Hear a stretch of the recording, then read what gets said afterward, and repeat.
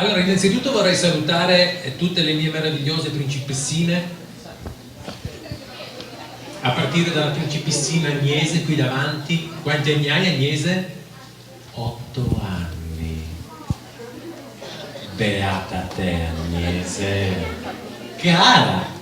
E vorrei salutare i miei nobili cavalieri che sono giunti a questa sera, un po', spero, spontaneamente, una parte magari un po' spintaneamente. Saluto anche tutti i genitori che sono qui presenti, ma vorrei salutare anche i genitori, quelli che sono qua giù. Ciao genitori che siete laggiù, noi siamo qua su, ma noi sappiamo che voi siete laggiù. Li salutiamo i vostri genitori che sono giù, per cortesia, con un applauso. Bene, bene, bene. Sento che sarà una bellissima serata. Sapete di cosa parliamo? Parliamo di qualche cosa di magico. Forse è la cosa più bella che c'è nella vita. Gli esseri umani sono tali nella misura in cui sanno sognare. Perché pensate che la capacità di sognare è una capacità solamente degli esseri umani. Il sogno, inteso come il fatto di pensare al nostro futuro, di pensare a un qualcosa che può cambiare, che possiamo realizzare, in realtà appartiene soltanto all'essere umano. Gli animali non hanno la capacità di progettare il futuro, non hanno la capacità di cambiare la loro realtà. Un leone fra 100 anni inseguirà ancora le gazzelle. Non è che dirà mi piacerebbe tanto diventare un cigno, volteggiare, volare, andare nella luna, andare su Marte, andare nei sottofondi marini. Gli animali hanno una condizione particolare, che non possono sognare, cioè non possono cambiare la realtà. Cosa vuol dire sognare, raga? Sognare vuol dire poter pensare di realizzare un proprio desiderio. C'era un bambino che andava all'oratorio, era un bellissimo bambino, aveva i capelli ricci biondi, gli occhi azzurri, azzurri, azzurri. Questo bambino andava sempre a giocare, giocava a calcio. Dopo che aveva finito di giocare a calcio, sapete cosa faceva? Se ne andava in chiesa. Sì, questo lo sappiamo.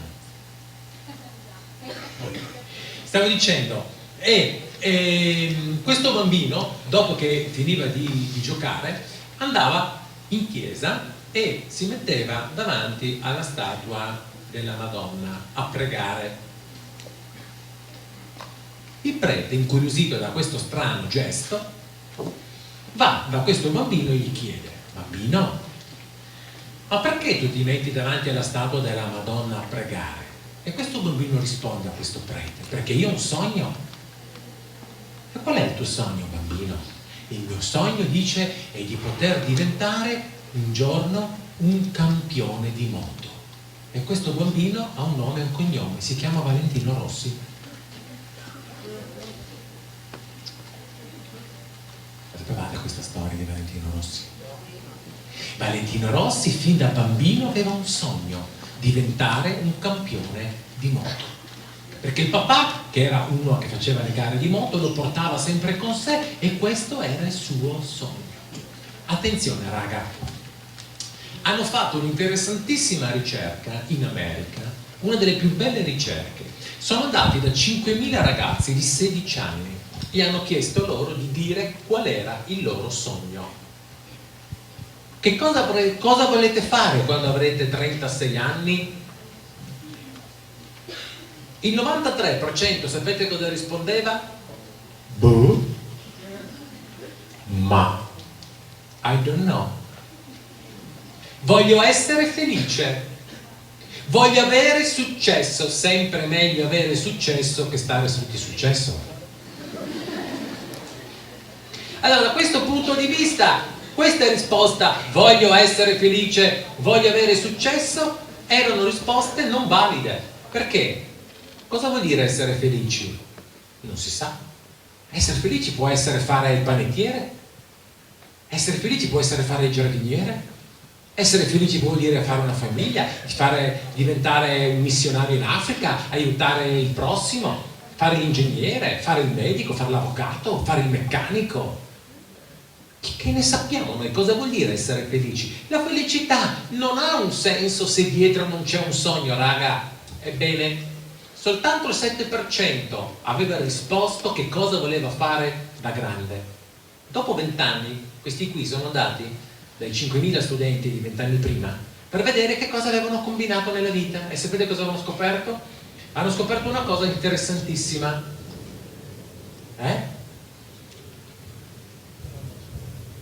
Hanno scoperto che praticamente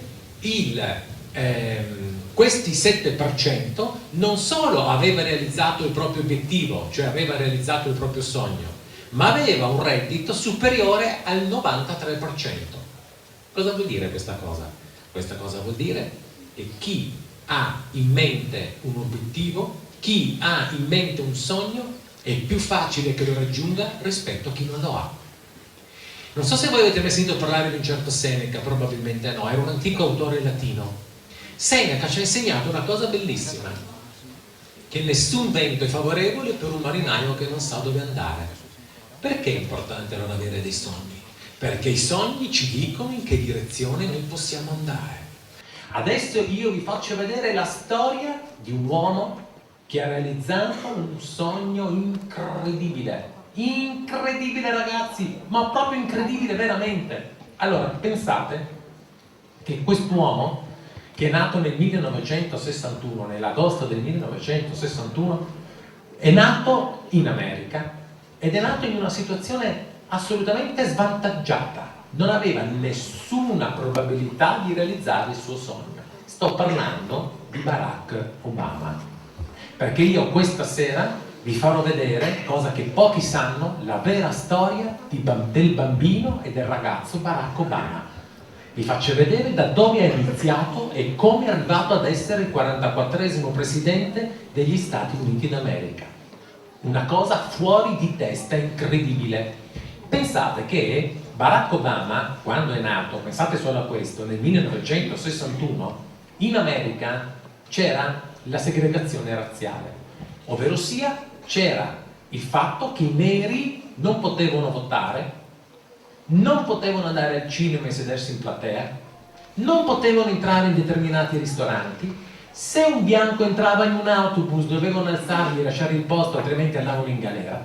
Addirittura pensate che nel 1961, 62, 63, 64, 65, 66 c'erano in certi stati d'America i bagni per i neri e i bagni per i bianchi, cioè i neri se non avevano un bagno e gli scappava se ne facevano addosso, non potevano nemmeno entrare in un bagno dove c'erano i bianchi. Barack Obama nasce nel 1961 in una famiglia povera con un padre kenyota, africano, e una madre del Kansas, americana, che sono conosciuti all'università, perché il padre di Barack Obama era venuto in America a studiare. Questi si innamorano, si sposano e nasce il piccolo Barack Obama.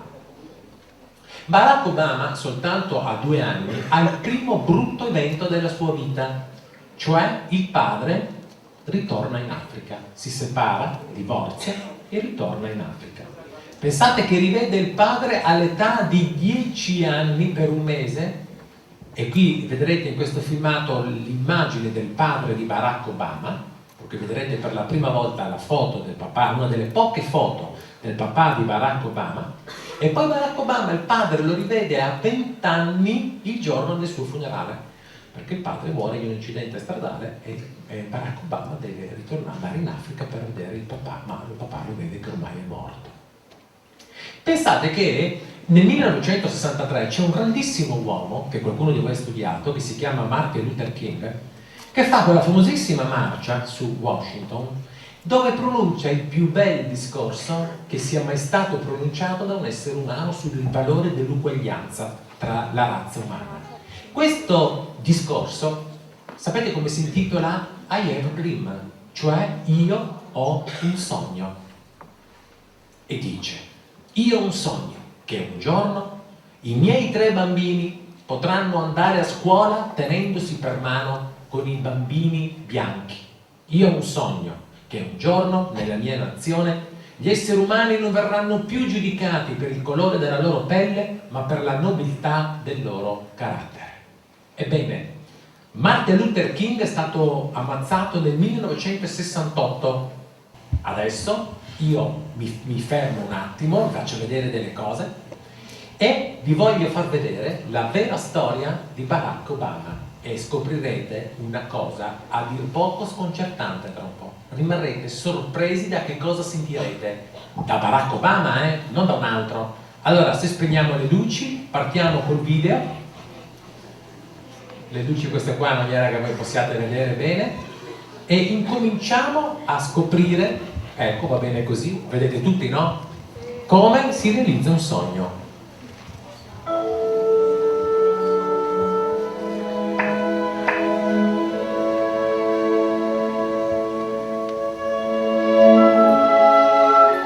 It is a promise we make to our children, that each of us can make what we want of our lives.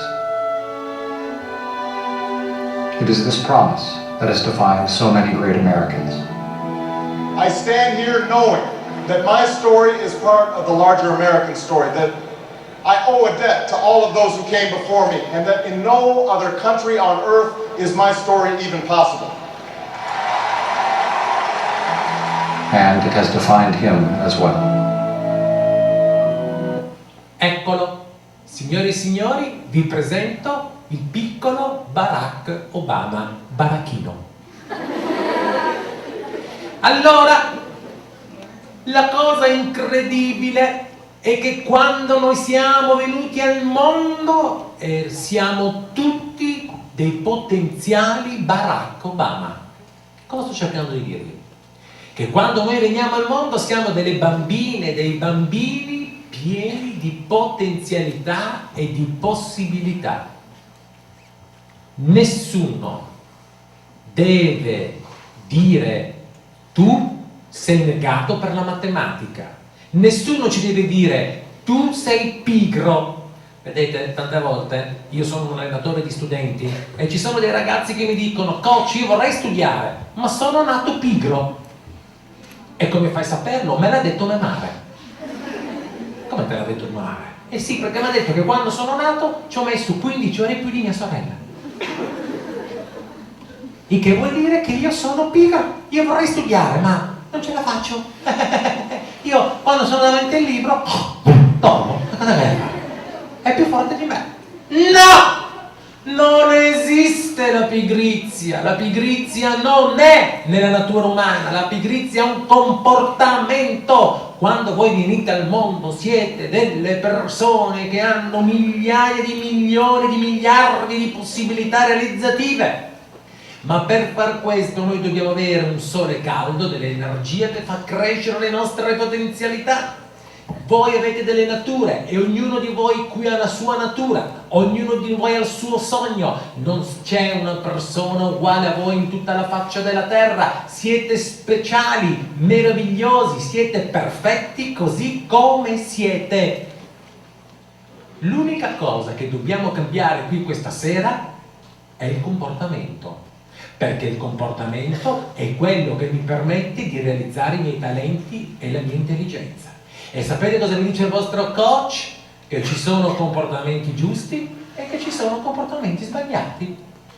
E i comportamenti sbagliati vanno cambiati, perché un comportamento, vi do una bella notizia, una straordinaria notizia, può essere cambiato a qualsiasi età. Uno dice, ma io ho un comportamento che quando sono davanti a un problema tendo a far finta che il problema non ci sia. Io ho invece come comportamento imparato a dire le bugie. Io come comportamento invece ho imparato, quando sono pieno di rabbia, il mio comportamento, picchiare la mia sorellina. Sì, mi piace picchiare la mia sorellina. È così morbida. Mi piace buttarla giù per le scale, vedere se arriva prima lei o il triciclo. Sì che mi piace. Mi piace da morire. Sorellina, vieni qui. E la sorellina che si nasconde dentro il water. Vieni fuori dal water, mia bella. Cosa fai dentro il water, sorellina? Vieni, volevo picchiare o sfogare. Eh sì, perché noi impariamo dei comportamenti, impariamo a mangiarci le unghie, impariamo a lanciare le caccole, impariamo ad ondolare sulla sedia in continuazione, finché ogni tanto qualcuno spatapum, cade per terra. Impariamo che quando le cose vanno male impariamo a giustificarci un comportamento. Com'è andata l'interrogazione? È andata male, mamma, perché? Come mai è andata male? Mi ha fatto l'unica domanda che non sapevo. Impariamo tanti comportamenti noi, e invece no. Ci sono i comportamenti quelli giusti e ci sono i comportamenti quelli non giusti, perché vedete, una cosa che voglio dire anche ai genitori qui presenti, che il comportamento si impara, lo si impara, si può imparare il migliore dei comportamenti. Allora il piccolo baracchino nel 1961, ragazzi, pensateci bene, chi poteva dire, incontrando il suo bambino, che sarebbe diventato il primo presidente afroamericano d'America? Chi? Ditemi una persona che ci avrebbe scommesso un cincente, un millesimo di cento, ma nessuno. Ma ricordatevi che voi siete delle opere della natura, voi avete un cervello che può, pensate, memorizzare dati, a proposito di capacità di realizzare i sogni, per un periodo di tempo pari a ben, studiando 24 ore su 24, 5.000 anni. 5.000 anni, sentite bene il termine, 5.000 anni. Forse non avete capito, ripeto, 5.000 anni. Per quanto tempo può studiare il vostro cervello? 5.000 anni. Come gli voglio bene, ma cari, come sono... Chi ve l'ha detto? Come avete fatto a capire? Bravi, 5.000 anni, proprio così. Pensate che il vostro cervello pesa soltanto 1,5 kg. Niente, 1,5 kg, guarda, 1,5 kg non è niente, 1,5 kg non è niente. A dire il vero, quello dei maschi è 1,5 kg, quello delle femmine 1,4 kg.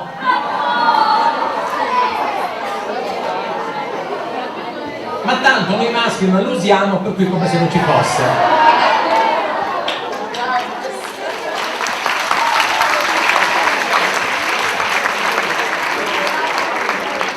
Grazie dell'applauso, Grazie.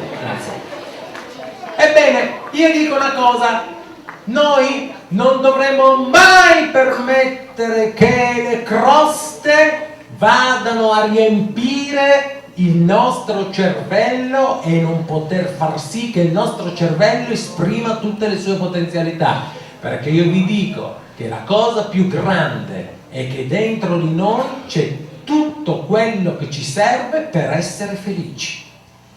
Ricordatela bene questa cosa che aveva detto il vostro coach. Dentro l'essere umano c'è tutto per sopravvivere anche alla tempesta delle tempeste. Noi abbiamo tutto dentro di noi, è come se noi avessimo installato un programma fin dalla nascita che ci dice tu, principessina, nobile cavaliere, potrai sfidare l'impossibile. L'essere umano è l'unico che riesce a trasformare l'impossibile in possibile. State attenti raga, perché guardate, questa è una di quelle serate che ce la ricorderemo per anni a venire. State attenti qui. Baracchino più grande. Qui è già baracchetto. Ecco. Guardate che sono belle queste foto, Vedete qui al taglio dei capelli un po' come il mio, vedete che un po' somiglia, vedete, no? Non so se avete notato, vero? My mother, La mamma, ecco la mamma di Barack Obama, che se voi guardate i lineamenti del viso ha preso proprio la forma dei lineamenti proprio del viso, li ha presi proprio da sua madre. Questa è stata una madre eroica, coraggiosissima, perché pensate che questa madre se ne andava con un bambino di 2 anni in giro in America Una madre bianca con un bambino nero nell'epoca della segregazione e si sentiva dire su parolacce, insulti, epiteti, cioè vuol dire brutte parole da tutte le persone, e lei si ribellava contro l'ingiustizia. Infatti lui dirà: mia madre mi ha insegnato che cos'è il valore della giustizia. Said to herself, you know, my son, he's an American and he needs to understand what that means. His childhood was like any other, but it was his certain. Mamma, che bella frase. Peccato che non avete da scrivere, eh? Qua è colpa mia che non ve l'ho detto l'altra volta. Ma la ricerca di se stesso lo ha formato. C'è una bellissima canzone che io amo da morire che dice: e non lasciare andare un giorno per ritrovare te stesso, figlio di un cielo così bello, perché la vita, vediamo se qualcuno la conosce, perché la vita e così abbiamo scoperto chi ama Claudio Baglioni. Eccole qua le mamme che amano Claudio. Le vedo là già al concerto. Claudio! Vedo le mamme scatenate che quando parlano i figli, ma quando vedono Claudio, Claudio! È così. Ma la ricerca di se stesso lo ha formato. Ma dico una cosa: ma si può, dico io, perdere il proprio tempo, tutto il tempo davanti alla Nintendo DS20C K4 3 al cubo? È il nuovo modello che faranno nei prossimi anni. Dico, si può, dico io, perdere tempo alla DS23 K al cubo, che mentre giochi ti fai i panini caldi con la Coca-Cola e il caffè? Dico, si può, mentre la cosa più importante è sapere chi sono io? Nell'antica Grecia si diceva: conosci te stesso. Ma dico io, ci avete mai pensato, raga meravigliosa del Signore, che la persona con cui dovete passare più tempo nella vita siete voi? No, dico, ci avete mai pensato che la persona con cui dovete passare più tempo nella vita siete voi? Io ci ho provato tante volte la mattina, ma quando mi metto davanti allo specchio vedo sempre la mia faccia. Dico, ci sarà una mattina che vedo una faccia diversa? Oh, è sempre la mia. Dico, tu cosa fai qua? Cosa vuoi tu da me? Lasciami in pace. No, lasciami in pace tu. Si litiga ogni mattina, È sempre quella faccia lì. Io mi addormento sempre con me, non mi addormento mica con un altro, Non c'è mica uno che entra dentro di me e prende il mio posto. Ragazzi, attenzione a questo concetto: nessuno può vivere la vita al posto vostro, ma se nessuno può vivere la vita al posto vostro, vuol dire che dovete sapere chi siete voi, cosa volete voi. Io lo so che la maggior parte di voi in questo momento, se gli facessi la domanda dimmi qual è il tuo sogno più grande, probabilmente non mi saprebbe dare una risposta. Ma è normale, perché siete nella fase della conoscenza, ma lasciatevi ispirare, perché la ricerca di chi sono io è la cosa più importante della vita. Quando uno ha trovato se stesso, ha trovato la roccia dell'essere, sta tranquillo, perché sa cosa vuole fare della sua vita. Io l'ho scoperto che volevo fare il coach, ho 22 anni, tardi, ma a 19 anni avevo perso mio padre. Poi mi ero iscritto a medicina a Bologna perché mio padre è morto per cancro, allora mi ero arrabbiato col cancro, volevo andare a Bologna e scoprire come si uccide il cancro, perché ero molto arrabbiato con la malattia che aveva ucciso mio padre. E poi sono rimasto lì che non sapevo cosa fare, un altro anno, e mia madre, allora cosa vuoi fare, finché un giorno ho conosciuto me stesso, ho detto io farò il coach. Mamma, sai cosa faccio io da grande? Io farò l'allenatore di studenti, mamma. E mia mamma mi ha guardato e mi ha detto: ti senti male? Allora sono andato da mia zia Isabella, che era la sorella di mio padre, e mia zia mi ha detto: senti Pietro, vuoi che ti prenoti una visita con un mio amico psicologo? Allora sono andato da mio zio Gennaro, il fratello di mia mamma, che mi ha detto: zio, io voglio fare il coach, l'allenatore di studenti. Mio zio Gennaro mi ha detto: Pietro, dimmi la verità, ma tu ti droghi? Dico, non lo dico più a nessuno perché sennò mi portano in galera e non ho fatto niente. Dico, sto zitto. Ma io sapevo che sarei diventato un coach. Io ho detto, questa è la mia professione. E chi è venuto l'altra volta sa cosa mi è capitato in terza liceo, lo sapete sì, perché ho raccontato la mia storia di studente. E per cui lo sapete benissimo cosa mi è successo. La ricerca di noi è troppo importante, non fate l'errore di non dedicare del tempo a sapere quali sono i vostri interessi, dov'è la vostra passione, che cosa veramente vi piace fare. Non perdete mai troppo tempo. Herself that defined him. Eccolo il padre. Il padre è talmente nero che Barack Obama sembra bianco, guarda poca roba. No, per far capire la differenza. Guardate, questo è il papà di Barack Obama, una delle rare foto del papà di Barack Obama. Eccolo qua.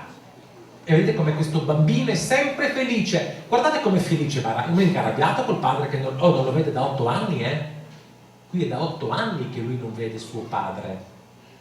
A quel tempo mica c'era internet, non c'era mica Skype, non c'era mica la possibilità di vedersi col video, C'era la possibilità soltanto di sentirsi qualche volta al telefono. Guardate, questa è un'immagine fantastica, perché è lui stesso che lo dice. My father, I only met him once for a month when I was 10. I probably was shaped more by his absence than his presence. And what he learned was that by discovering his own story, he would come to know what is remarkable about his. Troppe volte io mi sento dire: Coach, ho avuto una vita molto sfortunata. Mio padre mi ha abbandonato quando ero piccolo, mia madre mi ha maltrattato, io sono stato adottato, io ho avuto degli insegnanti che mi dicevano su, io ho avuto una maestra che era cattiva, gridava sempre, aveva i baffi ed era una suora Dolfina. Io insomma ne ho avute di qua, di su, di giù, di là. Invece io vi dico una cosa importante, ragazzi: voi avete il più grande, ma dico veramente, credetemi, il più grande dei doni, avete la vita. La vita è il dono dei doni. Poco importa se qualcuno ci ha trattato male, se qualcuno non ci ha amato come volevamo, poco importa se nasciamo in una famiglia povera, se nasciamo in una famiglia dove il papà e mamma si separano, dove come a me è morto mio padre, poco importa. La cosa più importante è che se voi avete la vita, vuol dire che avete un sogno da realizzare. Ed è questa la cosa che conta. Barack Obama non si è fermato. Poteva lamentarsi, dire: io povero sfortunato, nero, che nasce in America, tutti mi dicono su, mi isolano, mi emarginano, mi prendono in giro per il colore della mia pelle, mio padre non lo vedo neanche, mi abbandona, mia madre è costretta a fare 2 lavori per mantenere la famiglia e mantenere gli studi. Mia madre non la vedo quasi mai perché è sempre a lavorare. Poteva Barack Obama lamentarsi? E invece no. Attenzione a cosa scoprite adesso. Questa è una foto splendida, perché tutti nella vita abbiamo bisogno dei coach. E qui avete i 3 coach di Barack Obama. Anche Barack Obama ha avuto 3 coach. Chi sono questi 3 coach? La più piccola è sua madre, quell'altra è sua nonna, quell'altro è suo nonno. Barack Obama ha avuto 3 grandi coach, perché da soli non ci si salva e nessuno può realizzare un sogno da solo. Noi abbiamo sempre bisogno di condividere i nostri sogni con le persone che credono in noi e che si alleano. E vi dico una cosa importantissima adesso: state attenti ai ladri di sogni. State attenti ai ladri di sogni. E il modo migliore per rubarvi un sogno, sapete qual è? Farvi perdere l'autostima, farvi perdere la convinzione che voi ce la potete fare a realizzare quello che desiderate. State attenti, perché io di ladri di sogni ne ho avuti tantissimi. Il mio primo è stato il mio primo commercialista, che con la mia inesperienza, invece di guadagnare, aveva fatto debiti, e questo qui mi convoca nel suo studio e mi dice: il ladro di sogni commercialista, dottor Lombardo, le posso dare un consiglio: chiuda il centro perché lei non ce la farà mai, questo è un lavoro destinato al fallimento. Questo mi ha detto il mio primo commercialista, esattamente queste testuali parole. Era un ladro di sogni, ma io non ci ho creduto, perché io sapevo che il mio sogno era vero. E sapevo che lì avevo capito in quel momento che invece di aver trovato un alleato, avevo trovato uno che se ne fregava. E allora da questo punto di vista non fatevi mai rubare i vostri sogni, raga. Mai. grandparents, they grew up in Kansas, right in the center of the heartland. They were growing up during the Great Depression. Nella Grande Depressione del 1929 gli americani ci sono trovati da un giorno all'altro senza una lira perché c'è stato il grande crollo della borsa di Wall Street. Pensate che il 50% degli americani era disoccupato, viveva di un sussidio di disoccupazione. Pensate che tanti genitori erano costretti a mandare i propri figli nel college o ai parenti che avevano soldi perché non avevano nemmeno i soldi per pagarsi la bolletta della luce e del riscaldamento. 1929, la più grande crisi finanziaria mai avvenuta nel mondo. È storia, E loro sono cresciuti nell'epoca peggiore d'America, i nonni di Barack Obama, che sono quei due che vedete lì abbracciati. Ma come si comportavano? Attenzione! They weren't complaining. Non si lamentavano, perché la cosa più importante della vita è imparare a smettere di lamentarsi. Chiedo scusa se ogni tanto alzo il tono della voce, ma siccome vedo che ogni tanto qualcuno si appisola, è un piccolo sistinuccio per cercare di risvegliarlo e di portarlo in vita, ok? Allora, non si lamentavano, perché chi si lamenta fa il gioco del nemico. Quante volte noi siamo abituati a lamentarci, raga, che i prof danno troppi compiti, che il prof ha le preferenze, che quello è un bastardo, che la mamma rompe. Mamma, tranqui, sciallati, mamma. Mamma, sciallati. Tranqui. Mamma, drogati che stai meglio, mamma.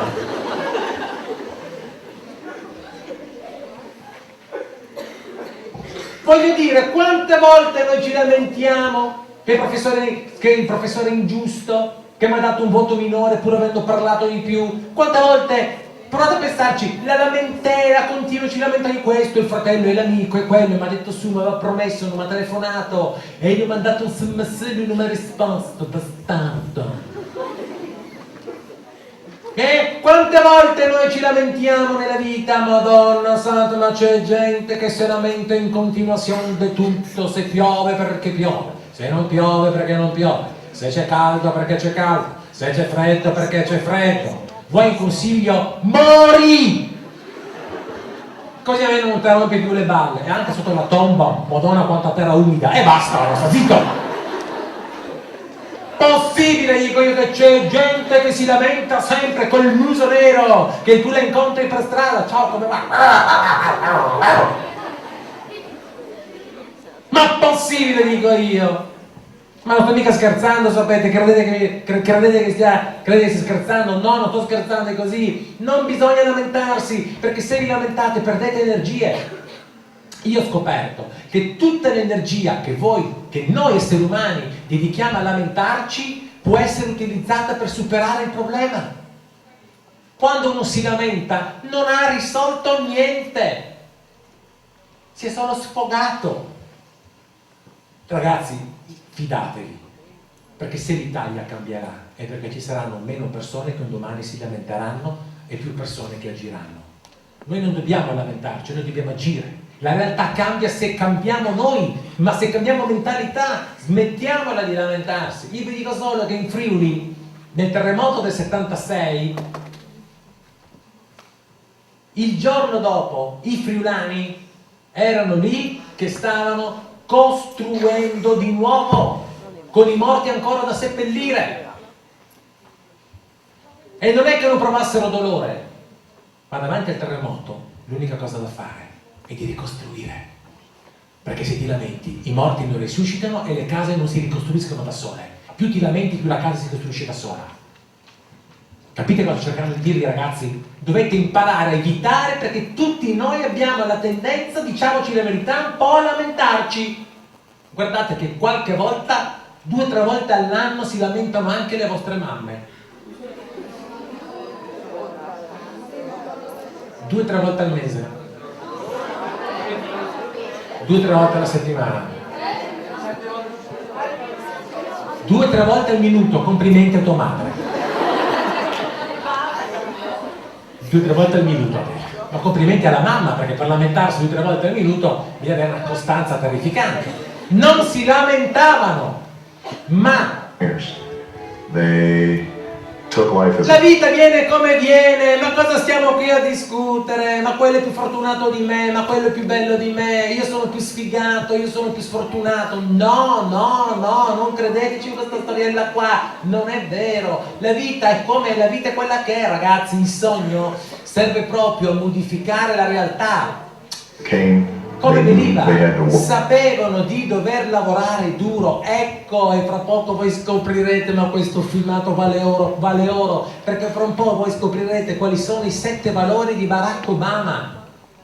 I 7 valori di Barack Obama che hanno permesso a Barack Obama di diventare presidente. Fra poco voi scoprirete la ricetta del successo, di come Barack Obama ha realizzato il suo sogno attraverso una ricetta Work chimica. hard, even when difficult things happened. His grandfather fought in Patton's army. His grandmother worked on a bomber assembly line. But it was his mother who would see in him a promise and understood what she... Bene, bene, bene, bene, bene. Siamo arrivati, raga, a una di quelle scoperte sensazionali. State bene attenti a che cosa succede adesso, perché questo, come direbbe il buon Mike Bongiorno, sarebbe un colpo di scena incredibile. Barack Obama, all'età di 9 anni, all'età di qualcuno di voi, non aveva tanta voglia di studiare. Non è mica come voi, che vostra madre deve venire in camera e dire smettila di studiare, vai a giocare un po'. Per favore, quando va in bagno il libro lascialo in camera. Non si studia seduti sul water, lascialo in camera. No, lui, a differenza vostra, non aveva ancora trovato la gioia di studiare. Lo sapete la fine che facevano i neri d'America ai tempi di Barack Obama? O andavano in galera, o finivano drogati, o finivano disoccupati, o finivano alcolizzati.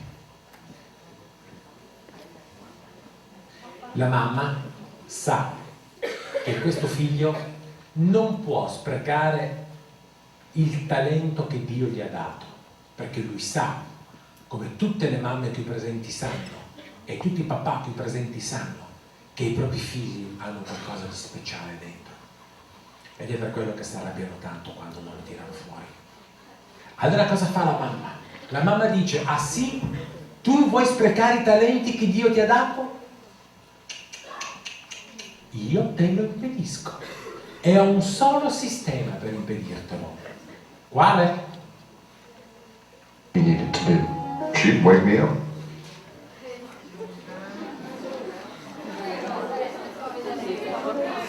Lo svegliava alle 4:30 della mattina, signori miei. At 4:30 in the morning, and we'd sit there. E si sedevano insieme a fare i compiti. Alle 4:30 della mattina, raga. Alle 4:30 della mattina. Uno dice: ma perché alle 4:30 della mattina? Perché la madre, poveretta, lavorava, tornava a casa tardi e non poteva seguirlo il pomeriggio. Perché la madre dice: no, se tu in questo momento non hai un sogno, sono io che ho un sogno. Voglio che tu, figlio, sia una persona speciale. Sapete cosa faceva il piccolo baracchino? And go through my lessons, and I used to complain. Si lamentava. Incredibile. Invece di andare dalla madre e di dire: thank you, mother. I love you, mother. You are dear mother. Oh, mother, my mother. I love you. Thank you, mother. You think my future. Thank you. No, mica li ringraziava la mamma. Poveretta che si svegliava lei alle 4:30, si lamentava.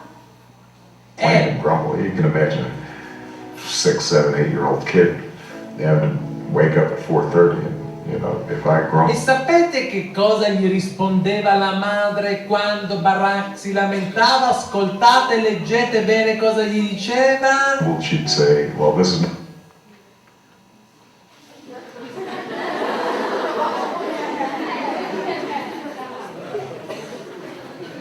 E questo significa essere genitori. Questo significa essere genitori. Non permettere che un figlio sprechi la sua vita, a costo che io divento il tuo nemico, a costo che tu mi odi, a costo che tu mi dici su, a costo che tu mi dici che sei la mamma più schifosa del mondo, ma io non voglio. E la madre non compativa, perché chi vi compatisce non vi vuole bene. Chi è severo con voi vi vuole bene. Chi vi fa fare quello che volete non vi vuole bene. Io in quinta liceo che aveva Ezio Maria Caserta, pace all'anima sua, è morto anni fa, che era un regista cinematografico, proprietario del teatro laboratorio a Verona, che adesso c'è la figlia Isabella Caserta, il quale insegnava storia e filosofia, raga, e questo qui non c'era nessuna voglia di insegnare storia e filosofia, perché a lui di fare l'insegnante non gliene fregava niente. Lui veniva per prendersi i soldini, faceva il regista, andava a farsi spettacoli, ci faceva andare a lavorare nel suo teatro, ci dava il sei politico e non ha mai rimandato nessuno in 3 anni. E sapete perché non ha mai rimandato nessuno in 3 anni? Non perché non ci fossero i somari, ma perché lui non aveva tempo a settembre di venire a fare gli esami. E per noi era il nostro mito, perché tanto con lui non si doveva studiare. Però avevamo la bella Riva Fausta che studiava latino, italiano, quella lì era una carogna, pignola, e si dovevi dirgli tutte le cose, le virgolette, e dovevi sapere tutta l'opera degli autori, e devi fare tutte le traduzioni in latino perfette, e una roba fuori di testa. Ma quando siamo andati all'università, la bella Riva Fausta l'abbiamo tutti ringraziata, ma il signor Ezio Maria Caserta l'abbiamo tutti mandati a fan bagno, perché puzzava tanto. Sì, hai ragione. Perché? Perché lei era severa e ci ha preparato all'università. Lui ci faceva fare quello che volevamo e non ci ha preparato ad affrontare l'università. Non è un picnic nemmeno per me, bastardo. Questo, raga, se voi siete impegnati, la vita vi apparirà una discesa. Ma se ve la prendete comoda, una discesa vi sembrerà una salita.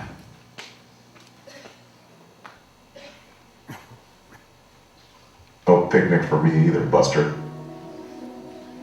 The only time I ever saw my mother really angry was when she saw cruelty.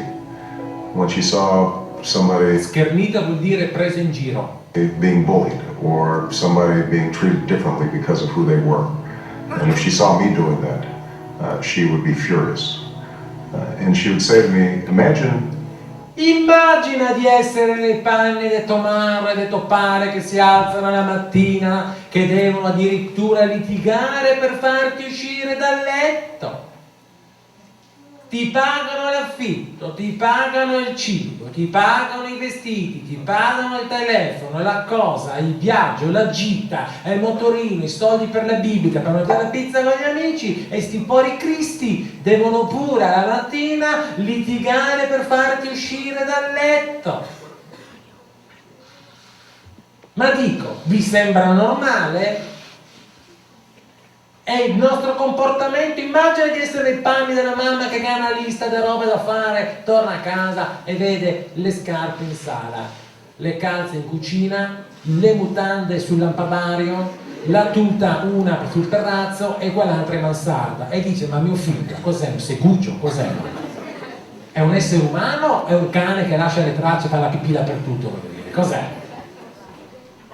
Ci avete mai pensato alla fatica della mani che deve raccattare, deve fare la lavatrice, poi deve mettere l'ammorbidente, poi deve tirar fuori, poi deve asciugare, poi deve prendere il ferro da stiro, poi deve prendere il tavolo, poi deve stirare, poi deve portare in camera? Ma questa cosa vi siete mai messi nei panni di quella persona?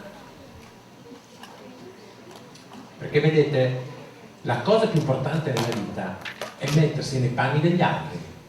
Perché se vi mettete nei panni degli altri, forse capite di più il perché si comportano in un certo modo e vi dicono certe cose. Guardate che anch'io, sapete, ho fatto questo errore. Non credete che io sia un fico di santo, che non ho fatto ammattire mia madre, Anch'io l'ho fatto ammattire mia madre. Ma il giorno che ho cominciato a mettermi nei panni, allora ho compreso, e allora si diventa responsabili. Imparatelo questo prima che sia troppo tardi. Standing in that person's shoes, how would that make you feel? Come ti sentiresti ad essere tu dall'altra parte? Già, come ti sentiresti? Bella domanda. That simple idea, I'm not sure I always understood when I was a kid, but it stayed with me. Attenzione, adesso altro In Chicago, questo qui prende una sua vecchia macchina, i pochi averi, e praticamente va a iscriversi all'università senza soldi. Perché in America le università costano tantissimo, ma tantissimo veramente, ragazzi, tantissimo, ma proprio tanto, tantissimo, tanto, proprio tanto, tanto. E allora lui cosa fa? Fa un contratto con il rettore. Io mi laureo col massimo dei voti e tu mi fai andare gratis. Quando mi laureo ti pago col lavoro che farò da laureato. E allora lui va, si laurea senza soldi e quando si laurea ha il debito universitario. A proposito di would studi. find a calling. I loaded up all my belongings in this raggedy old car, and I drove out to Chicago. Dove non conosceva nessuno. Vedete, la cosa straordinaria di Barack Obama è che lui non aveva una famiglia ricca, non aveva lo zio politico, non aveva un zio presidente degli Stati Uniti d'America, non è che avesse come i Kennedy che erano miliardari, non è che avesse chissà che. Lui, tenete conto di questa cosa straordinaria, lui si è fatto strada contando unicamente sulle sue capacità umane. Ma questo per dire che anche voi possedete queste capacità umane, non è che voi non siete degli esseri umani. E lui le ha imparate tutte, le abilità si imparano a accidentaccio, si impara a qualsiasi età. Didn't know a soul at the time. There were factory closings, lost jobs, failing schools. And in the people he Questa è una delle frasi più belle della vita. Io ve la regalo col cuore, perché secondo la mia esperienza, io se oggi mi sento come mi sento, devo dire grazie a tutte le persone che ho incontrato e in cui ho trovato le risposte. Lo dico per chi non c'era. La mia prima grande coach si chiama Carmen Meofiorote di Padova. È morta l'anno scorso. La conosce anche lei. Ha 85 anni. Io avevo 22 anni quando ho fatto un corso con la coach Carmen. La persona più importante della mia vita, quella che mi ha aperto la via alla persona che sono oggi, si chiama Carmen, e io lo dico sempre con una certa commozione perché so che persona speciale era. Una donna che a 13 anni si è ritrovata purtroppo senza madre e il padre gli ha detto, erano 5 figli: cara Carmen, mi dispiace, ma tu non puoi più andare a scuola perché non ci sono i soldi per i libri. E lei, che aveva un sogno a 13 anni, aveva già il suo sogno. Lei voleva lavorare con i bambini e voleva fare le magistrali. E allora, di notte, e questo l'ha raccontato Carmen, di notte, pensando a come poter fare, come potevo io diplomarmi se mio padre giustamente non aveva i soldi per pagarmi neanche i libri. Allora pensa che ti ripensa. Quando uno ha un sogno, un desiderio, guardate che un desiderio irresistibile è un desiderio che vi fa scavalcare le montagne. Non ci sono valli, non ci sono montagne, non ci sono mari che vi possono impedire di raggiungere il vostro sogno se è un qualcosa che desiderate ardentemente. Gli è venuta un'idea geniale. Alla mattina va dal padre e gli dice: papà, ho trovato una soluzione. E che soluzione hai trovato, Carmen? Semplice, tu iscrivimi a scuola, tanto i soldi per iscrizione ce li hai, per via dei libri vado a studiare alla biblioteca, dove i libri sono gratis. E Carmen, quando usciva da scuola, andava a far da mangiare ai fratelli, poi andava in biblioteca e si metteva a studiare sui libri della biblioteca, con una differenza però, che aveva dei libri che le sue compagne di classe non avevano, cioè dei libri più avanti. E dunque lei prendeva tutti 8-9 e ha preso la maturità col massimo dei voti senza mai studiare su un suo libro. Questa era la mia coach, la mia grande coach. Non lo sapevi? Hai visto che cosa bella che ti ho detto? Prima che morisse. E pensate che lei che aveva l'Alzheimer, lo sai che aveva l'Alzheimer negli ultimi anni, lei ancora insegnava ad andare a fare corsi, lei ha girato tutto il mondo, andava in America, in Canada, dappertutto a fare i suoi corsi. E a Padova aveva aperto questo centro che c'è ancora di creatività mentale per i bambini. Questa è una persona che ho incontrato quando avevo 22 anni e che mi ha dato una risposta e mi ha detto: Pietro, se tu credi nel tuo sogno in te stesso, tu ce la fai. Io ho creduto alle parole di Carmen ed eccomi qua con voi, raga. Ricordatevi che incontrare le persone le incontri in un libro, le incontri in un film, le incontri in un viaggio, le incontri a scuola, le incontri nell'autobus, le incontri come stasera, un incontro di persone. Non c'è cosa più importante nella vita che incontrare le persone, perché gli oggetti non vi danno risposte, ma le persone con le loro storie vi danno miliardi di idee, di ispirazioni, di risposte. Imparate a non chiudervi mai nella vostra camera, a non chiudervi mai nelle vostre chat, a non chiudervi mai nel vostro mondo artificiale, per favore. Promettetemi che non cadrete mai nella trappola di isolarvi chiusi in una camera come fanno dei ragazzi che io conosco, che passano 8-10 ore davanti a un computer a rimbambirsi, per non dire qualcosa di grave, senza mai incontrare veramente qualcuno. Perché se tu vuoi incontrare veramente qualcuno lo devi guardare negli occhi, lo devi abbracciare, ci devi anche, se vuoi, litigare, ma deve essere una persona reale, non un fantasma. Met, you would find answers. Everyone was raving about this. Ed ecco Michelle, la moglie di Barack Obama, la quale Michelle, quando incontra Barack, non che piace mia. Lui che fa il filo e lei no. Lui insiste e lei no. Incredibile, ma sentite cosa succede. Guy. She came off as very professional, so I wasn't sure she'd have much of a sense of humor. I thought Barack Obama, who names their kid Barack Obama?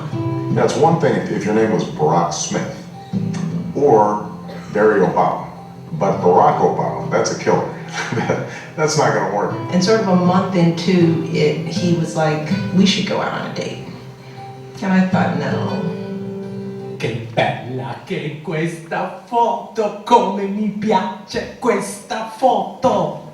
Dunque, innanzitutto sono vestiti con $5 in due, perché guardate come sono vestiti, per cortesia. Hanno una birra in due, perché non hanno neanche i soldi per prendersi 2 birre. Ma questa foto è la dimostrazione che la felicità non è in quello che hai, ma in quello che sei. E la cosa più bella è essere innamorati. Ah, che bello essere innamorati. E qual è il primo grande amore della nostra vita che dovremmo tenere? È la vita stessa, essere innamorati della vita. Essere innamorati di ogni giorno che scorre, essere innamorati non è l'avere, è l'essere innamorati, è l'amore la vera forma della felicità, l'amore per un lavoro, l'amore per il prossimo, l'amore per il tuo motorino, l'amore per il campo, per il giardino. L'amore è la cosa più bella della vita. Questi due non hanno niente, ma hanno tutto. Imparate da questa foto, perché il sogno più grande non ha bisogno di grandi cose, ma ha bisogno di passione. È la passione che ci tiene in vita. Senza passione noi siamo morti. Infatti, quando voi avete una vera passione, il libro di storia gala ragnatela, ma le riviste dei motorini, le riviste dei computer, le riviste della cosa che vi interessa, le sapete tutta a memoria. Dove c'è passione, sapete tutti i titoli a memoria del vostro gruppo preferito. Sapete dirmi tutti i particolari della vostra moto preferita, del vostro telefonino preferito, mi sapete dire del tutto di più. Di geografia non mi sapete neanche dire la minima delle cose, perché non c'è passione. Perché dove c'è passione c'è entusiasmo. E allora io credo che la cosa più importante è che per realizzare un sogno, dov'è che c'è un sogno? Dove c'è passione. Ragazzi, metteteci passione in quello che fate, metteteci passione anche nello studio e scoprirete che lo studio diventa una passeggiatina, diventa come andare a Gardaland, diventa Studioland. Metteteci passione in quello che fate, fidatevi del vostro coach, vi dico la verità, vi cambia tutto nella vita, ma non solo, se sprigionate passione diventatevi leader. So he took me to this training that was going on in a church basement on the far south side of the city. Most of the folks in that basement were there because they had faced some point of hopelessness. We walk in and he takes off his suit jacket and launches into what I think is the most eloquent discussion about the world as it is and the world as it should be. Come è fatto il mondo e come dovrebbe essere. Ecco cosa dovremmo fare. Siamo così, ma come potremmo essere? Chiediamoci sempre perché rinunciare a credere che la nostra vita può migliorare, ragazzi. Ci sono persone, diceva Bernard Shaw, che sognano delle cose e dicono ma perché mai dovrebbe realizzarsi? Io invece sogno cose mai esistite e mi domando perché no? Perché non potrebbe essere vero? Guardate che i sogni cambiano la vita, i sogni ci cambiano la vita. Gandhi aveva un sogno, liberare l'India dagli inglesi. Martin Luther King aveva un sogno, liberare le ingiustizie. Provate a pensare, quanti San Francesco aveva un sogno, ritornare alla semplicità, rinnovare la Chiesa, e ce l'ha fatta. Madre Teresa aveva un sogno, aiutare le lebrosità, e ce l'ha fatta. I fratelli Wright avevano un sogno, volare con un aeromotore, e ce l'hanno fatta. Walt Disney aveva un sogno, portare i cartoni animati a tutti i bambini del mondo e costruire Disneyland, che non esisteva Disneyland, ha inventato Walt Disney Disneyland, con le sue 2 bambine che aveva portato ad una giostra con i cavallucci e c'erano solo i cavalli esterni che andavano su e giù, quelli dentro stavano fermi e tutti i bambini facevano a botte tra di loro perché volevano tutti andare nei cavalli esterni su e giù e nessuno voleva andare perché quelli erano fermi. E vedeva che c'erano i cavalli con la vernice a brandelli, e allora Walt Disney, guardando questa scena, disse: tutti i cavalli devono andare su e giù e tutti i cavalli devono avere la vernice che brilla. E in quel momento ha creato Disneyland.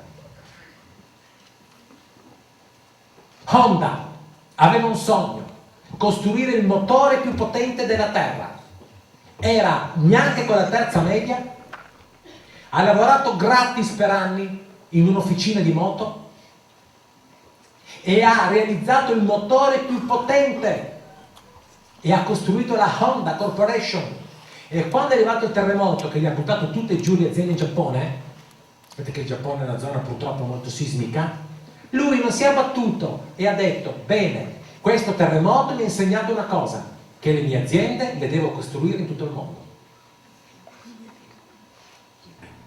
Ma anche lui secondo me è mezzo imbriaco, perché secondo me, io non so, ma questo qua è talmente felice che l'embriaco è felicità. Questo qua è tutto là, finalmente mia, vedete come è felice. I had a pile of student Lui aveva da pagare il debito, loans at the time. I just married. ma per fortuna ce l'aveva anche lei. Così almeno tutti e 2 dovevano lavorare non per pagarsi il mutuo della casa, ma per pagarsi il mutuo dell'università. Vedete che strana che è la vita? Vedete che strana che è la vita? E chi l'avrebbe mai detta questa storia qua? Michelle, she had a pile of student loans at the time. His classmates would field offers from big law firms into Wall Street, but he felt compelled to serve. I thought he was crazy. You know, I thought, well, what'd you do all this for? You read about some injustice and you say, that's not right, somebody should fix that. You realize nobody else is going to fix it if you don't.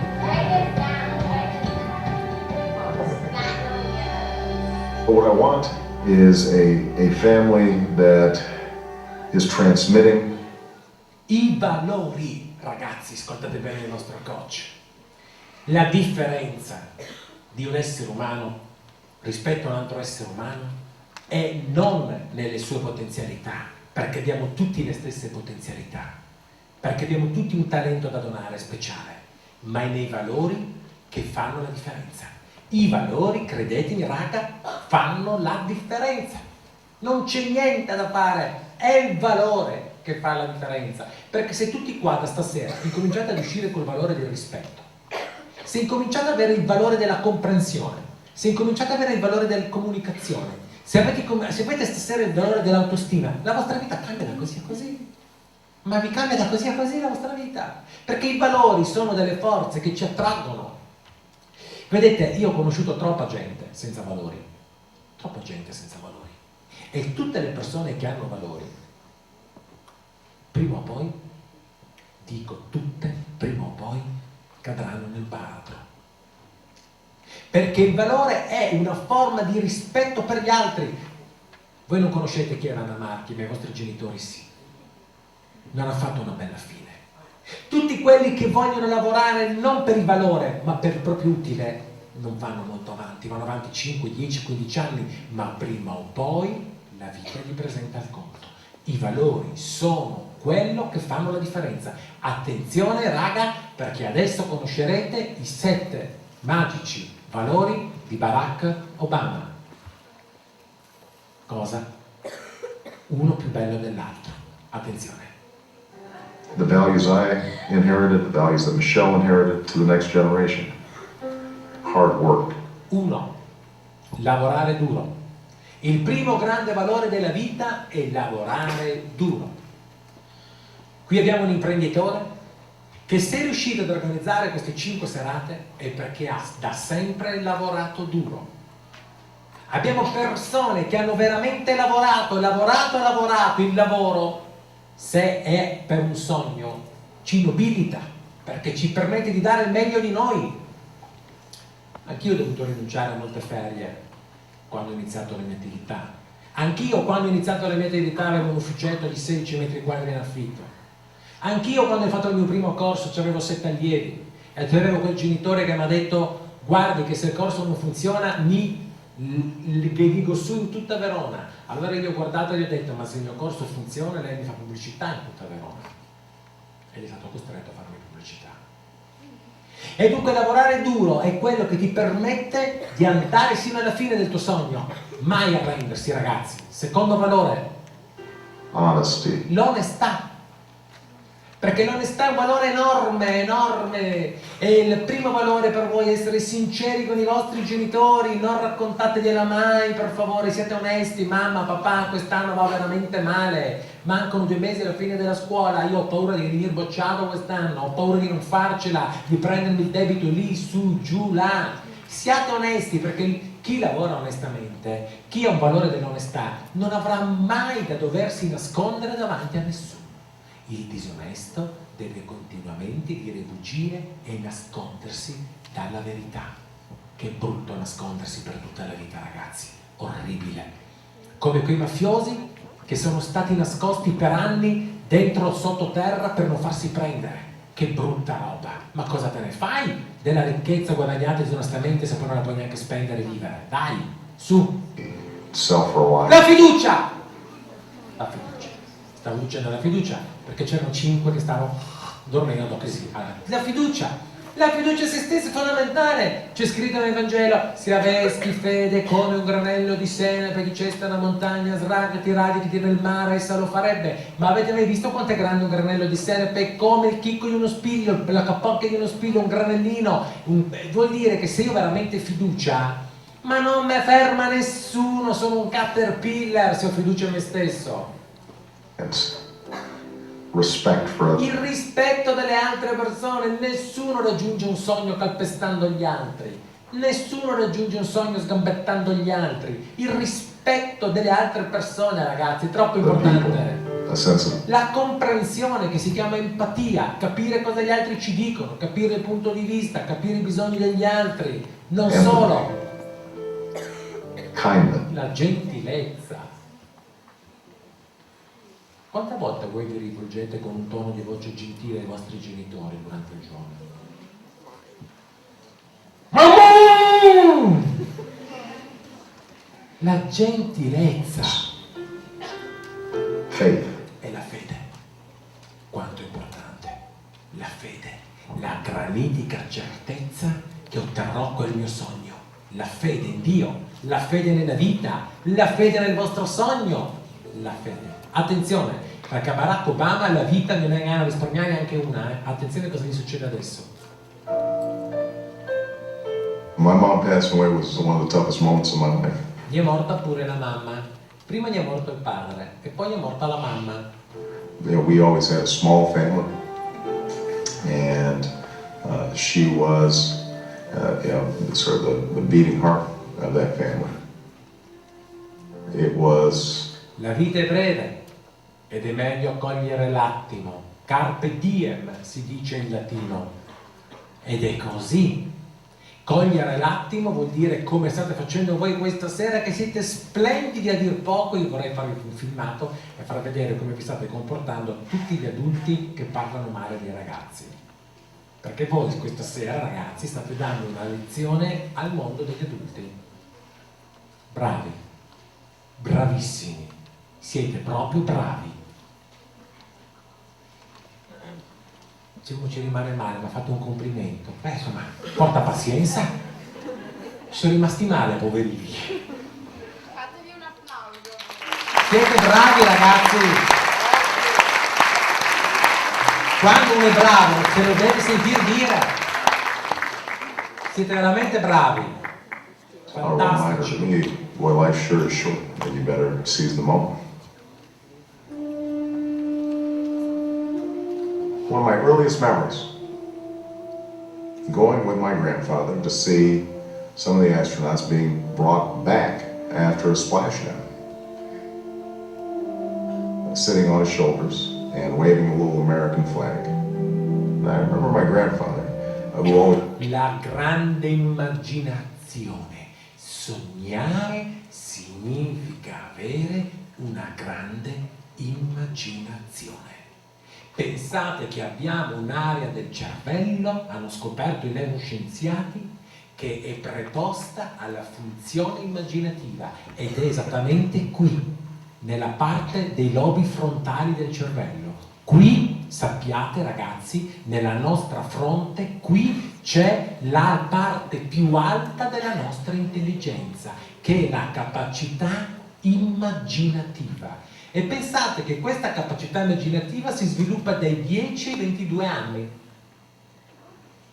Dai 10 ai 22 anni diventiamo capaci di immaginare. E il nonno aveva una grande immaginazione. Infatti, had a big imagination. He was like a little boy himself. And my grandfather. Questa è una frase straordinaria, raga. Io vorrei che questo qua me la scrivesse nel cuore, nella camera. Perché è vero, noi esseri umani possiamo fare qualunque cosa se ci mettiamo d'impegno. Guardate ragazzi, io ho avuto casi di gente che a un mese da scuola aveva tutti 4, che è stata promossa. In un mese. Ha salvato un anno di scuola. Un mese ragazzi. In un mese, ripeto, una pagella aveva soltanto 2 sufficienze. In religione ed educazione fisica. E comportamento col 7. E hanno salvato l'anno, Ma voi non sapete cosa fa l'essere umano quando si mette d'impegno? Ma io ho scoperto che se un essere umano vuole veramente qualcosa, ma fa veramente miracoli. Ma io ho visto di quelle cose da non credere con i miei occhi, ma io l'ho visto con i miei occhi tantissime volte. Dovete credere a questa storia, perché è la verità. Noi possiamo fare qualunque cosa se ci mettiamo d'impegno. Say, boy, Americans, we can do anything. E adesso attenzione alla frase. E guardate questa immagine straordinaria. La prima immagine qual era? Era di un bambino baracchino. Adesso guardate dov'è? Nel suo aereo presidenziale. Adesso si trova ad essere il capo della più importante nazione del mondo, che decide le sorti di un pianeta. Lui, che era un mister nessuno, è diventato il 44esimo presidente degli Stati Uniti d'America. Ha realizzato un sogno che sembrava impossibile alla maggior parte degli esseri umani. Io mi ricordo che quando veniva eletto, quando c'erano le presidenziali, forse lo ricordi anche tu, Agnese, molti erano scettici che lui poteva diventare presidente. La favorita era la Clinton. Ma chi diceva che, ma figuriamoci se gli americani votano un nero, ma figuriamoci, quello che era uno schiavo fino a un secolo fa diventa il presidente della nazione che per uno schiavo, eccolo là, dov'è? Eccolo lì. It is a promise we make to our children. E questa la vorrei dedicare ai genitori, questa frase, ai genitori, agli insegnanti, agli educatori, a tutte le persone meravigliosamente presenti questa sera, che dice: That each of us ognuno di noi può fare ciò che vuole della propria vita. Nessuno deve renderci schiavo. La paura non ci deve rendere schiavo. I sensi di colpa non ci devono rendere schiavi. Gli sbagli che abbiamo fatto nella vita, perché tutti abbiamo fatto degli sbagli, signori miei, non ci devono rendere schiavi. Io non voglio essere schiavo di niente, di nessuno, né di una persona che mi dice tu non ce la fai, come il mio famoso commercialista ladro di sogni, e non voglio essere nemmeno schiavo della mia paura di non farcela. Io voglio essere libero di fare della mia vita il mio sogno. Questo è il compito che Dio ci ha affidato a ognuno di can noi. make what we want of our lives. It is a promise that his mother made to him and that he would intend to keep. I stand before you today to announce my candidacy for President of the United States of America. E questa, signori miei, è la vera storia del signor Mr. President Barack Obama.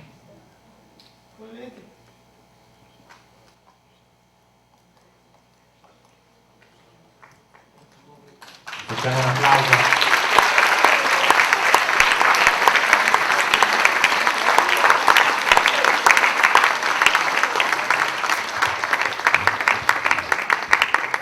Perché vi ho voluto far vedere questa storia?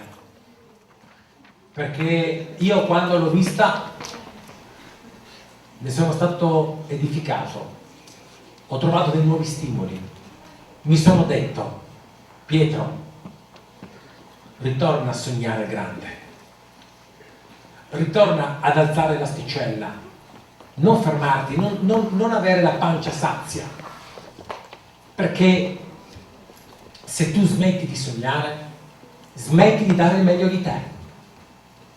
E io sono non felice di più questa sera, perché vedete, voi non lo sapete, ma voi siete il mio sogno, perché il mio sogno era di essere un domani con tanti ragazzi ed aiutare nella vostra età più difficile, che è quella che passa dall'infanzia alla vita adulta, di fare il traghetto, il coach, la carrozza, per permettervi di andare nella direzione giusta, perché io non so qual è il vostro sogno, ragazzi.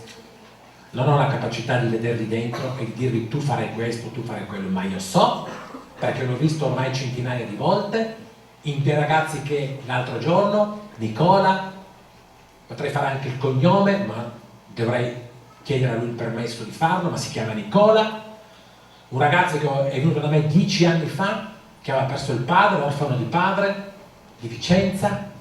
Questo ragazzo che era all'inizio della sua, era l'ultimo anno delle superiori, e lui aveva un sogno di diventare un commercialista, e non più di 4 giorni fa mi ha mandato un'email e mi ha detto che all'età di 28 anni ha superato l'esame di Stato ed è diventato dottore commercialista nonché revisore dei conti.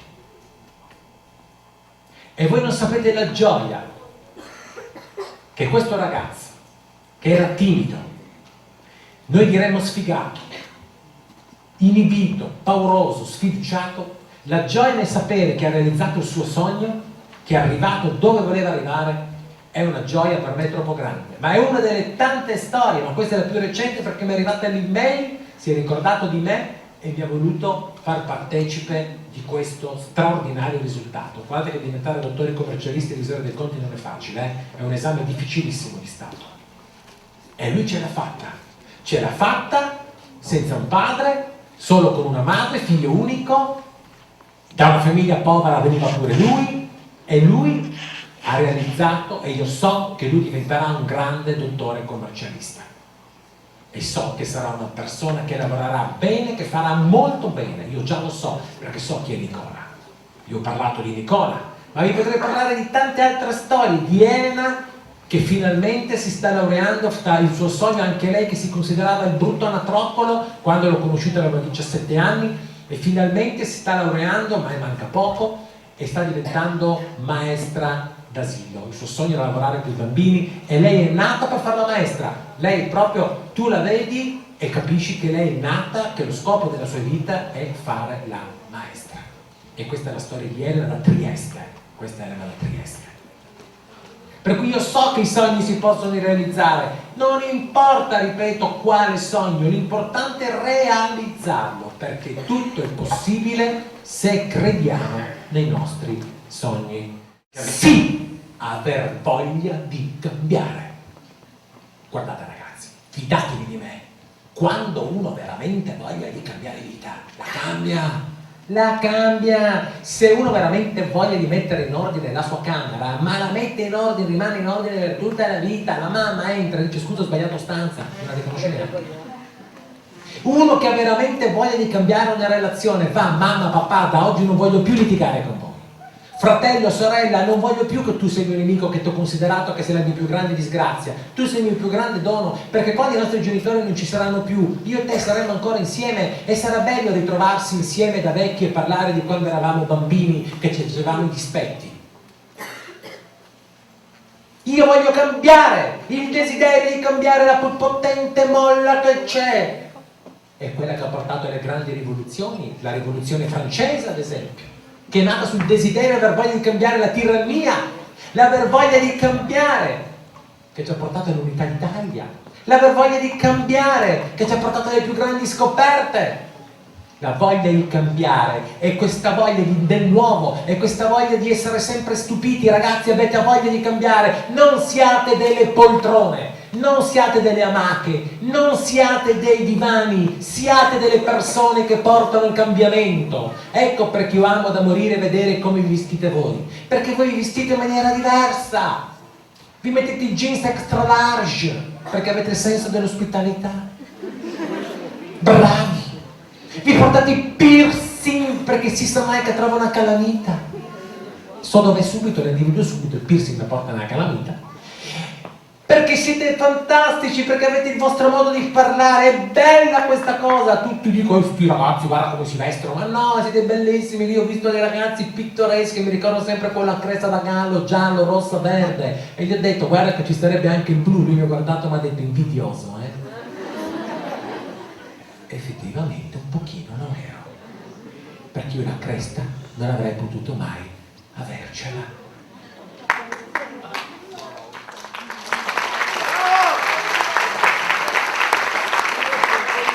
Ma bisogna aver voglia di cambiare. Ma sì che tutto può cambiare, non è vero che le cose non possono cambiare, tutto può cambiare, brilla, brilla la scintilla, brilla in fondo al mare, venite bambini, non lasciatela affogare, datele tutta l'energia e datele carezze. È una canzone di Tricarico. Io sono Francesco, buongiorno, io sono Francesco. Che poverino a 3 anni perde il padre perché muore e la maestra gli dà un tema sul papà. E lui dice, ma maestra, io papà io non so chi è. Vai al posto, fallo come tutti gli altri. Bastarda la maestra. A dire il vero diceva qualcos'altro. Ma a 10 anni non mangiava quasi niente, era diventato anoressico. È stato ricoverato in ospedale, Tricarico, stava morendo. Ma trova un datore di lavoro. Pensate che Tricarico, sapete che lavoro ha fatto per 6 anni? Lavava pavimenti, bagni, per 600 metri quadri. E lui ha trovato un uomo che gli ha detto, Francesco, adesso che hai lavorato, guarda, lì ci sono i giochi, se vuoi puoi giocare. E Tricarico ci ha dato una cosa bellissima, ha detto, di padri ce ne sono tanti, scegliene uno, scegli il migliore, seguilo e impara. E lui diceva, la notte non esiste, tutto può cambiare, disegna la tua vita come la vuoi far diventare. Che bello aver voglia di cambiare, troppo forte.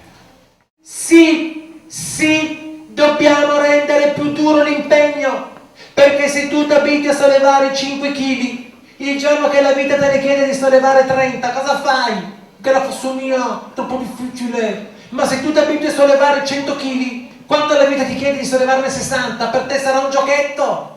Ma lo sapete quanti ragazzi io incontro all'università che non riescono a laurearsi, non perché sono intelligenti, ma perché si sono abituati a non fare niente per le superiori, e siccome all'università se non studi 5, 6, 7 ore non te la fai mica, o se ce la fai devi prendere dei tempi lunghi, cioè praticamente ti lauri a 65 anni e la pensione il giorno dopo. Ma non puoi tra 65 anni all'università. E allora, se tu ti rendi la vita più dura, il sogno diventa perché sei temprato, perché sei forte, perché noi facciamo l'errore di volerci impigrire. No, noi dobbiamo rendere il calendario più duro della vita, perché più duro è, meglio è. Sono arrivati alla semifinale contro l'Unione Sovietica, alla semifinale, non la finale, contro la squadra più forte del mondo. Adesso io vorrei chiudere questo mio intervento non dicendovi più nulla, perché vorrei e chiedo a tutti i ragazzi qui presenti di superare la stanchezza, di guardare bene questo schermo e di guardare gli occhi di questi ragazzi, perché in questi occhi troverete il segreto per realizzare i vostri sogni. Sono nello spogliatoio, mancano 5 minuti all'inizio della semifinale. Vi dico solo che hanno 3 giorni prima delle Olimpiadi fatto una gara contro di loro e hanno perso 11-3. Ripeto, hanno fatto una gara contro l'Unione Sovietica, in un amichevole, loro, e hanno perso 11-3.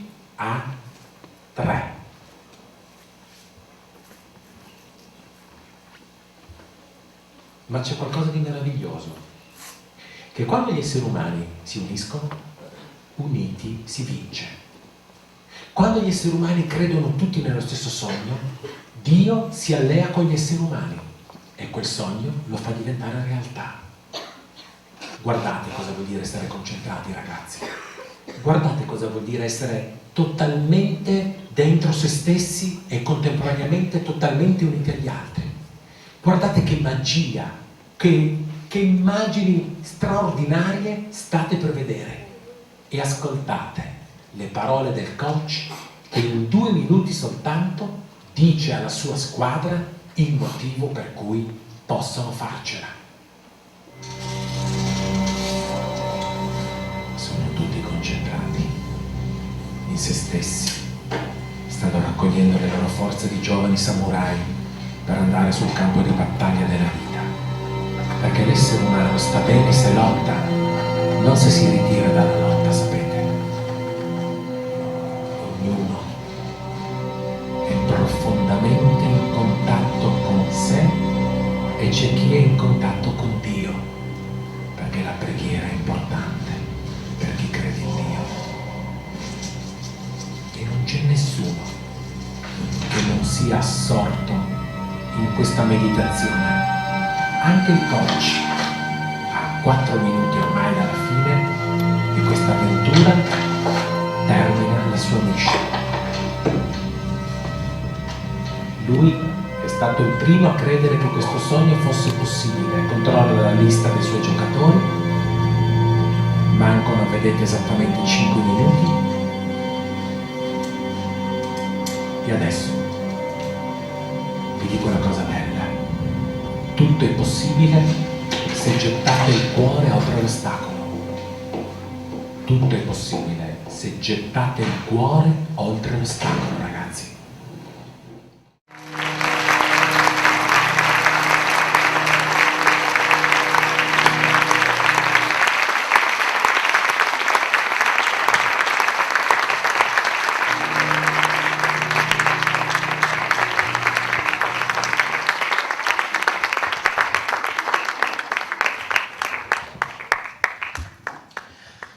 Beh, dopo un film e dopo quello che avete avete visto, credo ragazzi, che io mi auguro che nel vostro cuoricino grande si sia veramente insinuato qualche cosa di significativo. Sapete, la cosa più bella della vita è sentire che lasceremo la terra migliore di come l'abbiamo trovata. E io so che se un giorno potrò morire in pace, perché so che potrò lasciare questa terra migliore di come l'ho trovata. E ognuno di noi può farlo. E per farlo non è che devi diventare un Barack Obama. Si diventa un Barack Obama se tu diventi una brava mamma, se tu diventi magari un bravo insegnante di matematica. Cosa mi dici? Sei matto. Se tu diventi un grande musicista, se tu diventi, che ne so, un grande professionista di uno sport, o tu chissà cosa potresti diventare, un avvocato, un medico, un miliardario, ecco. Un barbone? Ti piacerebbe fare il barbone?